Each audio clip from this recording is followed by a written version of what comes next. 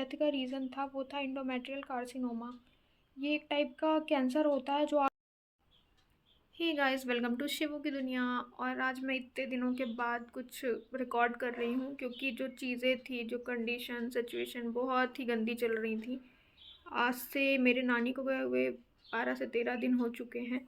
तो इस वजह से कुछ भी नहीं हो पाया, मतलब पूरा जो एक मेंटल पीस होता ना वो जा चुका था, क्योंकि पूरे टाइम उनको देखना और ऐसी कंडीशन हो गई थी ना कि एक्सेप्ट नहीं हो पा रहा था। मतलब मैंने तो फर्स्ट टाइम ऐसे देखा है उनको उनको क्या, किसी को भी, मतलब ऐसा कि किसी की जान जाते हुए कैसे धीरे धीरे धीरे धीरे एक हफ्ते में सब कुछ बदल गया।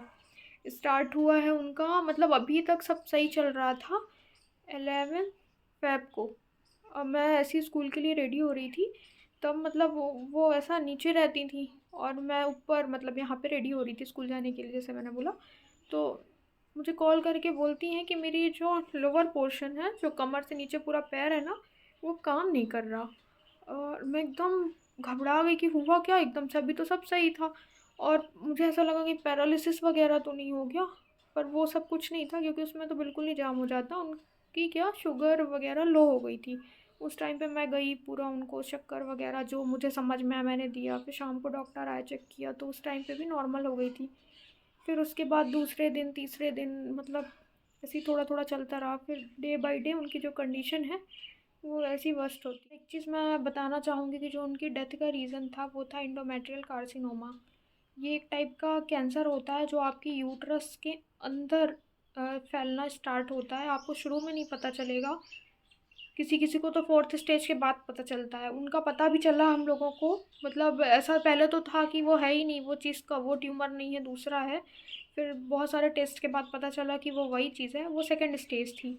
उसके बाद हम लोग लेके भी उनको बहुत गए कि ट्रीटमेंट हो सके, लेकिन उनको बहुत सारी दिक्कतें थी, अस्थमा वगैरह था और शुगर, बीपी, नॉर्मल सी चीज़ें ये तो मान लो सबके साथ ही चल रही हैं। मेन अस्थमा था, इसकी वजह से उनका ऑपरेशन भी नहीं हो पाया। फिर भी ये था कि जो एंडोमेट्रियल कार्सिनोमा होता है उसमें 5 ईयर्स समथिंग लोग सरवाइव कर लेते हैं। लेकिन हम लोगों ने आँख के सामने देखा कि 1 साल के अंदर, 1 साल भी नहीं, 1 साल 11 महीने ही हुए थे, उनकी ऐसी हेल्थ गिरी है। वैसे नहीं समझ में आ रहा था, क्योंकि आप जिस बंदे को, जिस इंसान को आप रोज़ देखते हो, उसको आप ऐसा ऑब्ज़र्व नहीं कर सकते हो। मैं अभी 2 दिन पहले एक उनका ऐसा वीडियो देख रही थी जुलाई का, और फिर मैं वो एक फ़ोटो कैप्चर की थी, फ़ोटो वीडियो दीपावली के टाइम का। मतलब ऐसा एक कंपैरिजन मैं कर रही थी, तो मैं उस टाइम पे देखती हूँ कि बिल्कुल जस्ट 70% उनकी हेल्थ गिर चुकी है। मतलब इतना ज़्यादा वो स्प्रेड हो चुका था। लास्ट लास्ट में उन्होंने बोलना स्टार्ट कर दिया था।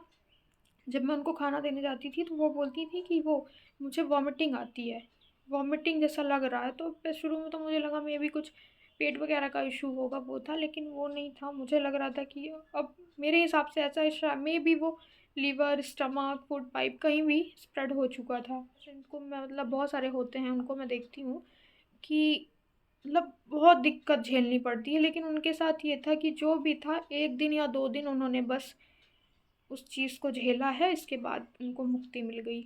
नहीं तो अगर उनको, मैं सोच रही हूँ ऐसे अगर कंडीशन में, यहाँ से पूरा जाम हो चुका था सब, मतलब कुछ भी काम करना सब बंद कर दिया था।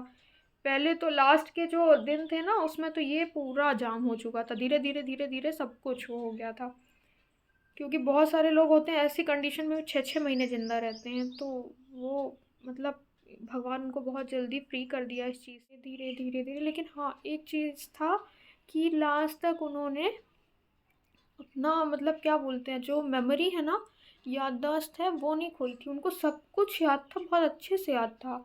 मतलब ये नहीं वो आँख बंद करके बोलती थी, लेकिन सब अच्छे से बोल रही थी। और एक दिन पहले तक, एक दिन क्या, मतलब डेथ होने के कुछ घंटों पहले तक उन्होंने अच्छे से बात की, मतलब लेटे लेटे ही की। और फिर बात की, और फिर मैं स्कूल गई हूँ और 5 10 मिनट के अंदर बस वो चली गई। तो उस चीज़ से निकलना पॉसिबल नहीं हो पा रहा था। लेकिन पता है वो इतनी खुश होके गई है ना हर चीज़ से, मतलब हम लोगों से बहुत ही खुश थी। और वो जाते जाते बोल के गई कि मतलब बहुत अच्छे से रहना, सब खुश होके रहना। तो बस ये है कि जो वो चाहती थी वो सब अच्छे से हो जाए, सब अपने लाइफ में, मतलब जैसे जो चल रही थी वो चलने लगे।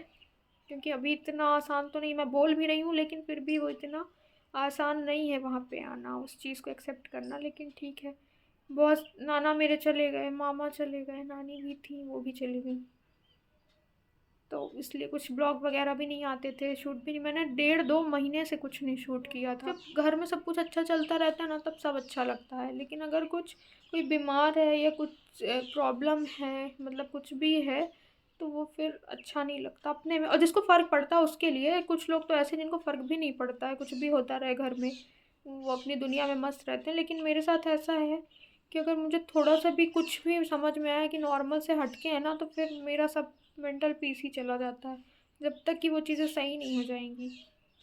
तो कुछ ऐसा चल रहा था, ये एक छोटी सी अपडेट थी जो मैं दे दी। आप सब भी प्रे करना कि उनकी जो आत्मा है उनको बहुत अच्छी सी, मतलब उनकी एक बहुत अच्छा रिबर्थ हो सके और शांति मिल सके। अगले जन्म में मैं फिर बोलूँगी कि मेरी नानी वही बन के आए, क्योंकि उनसे ज़्यादा प्यार कोई नहीं किया। बहुत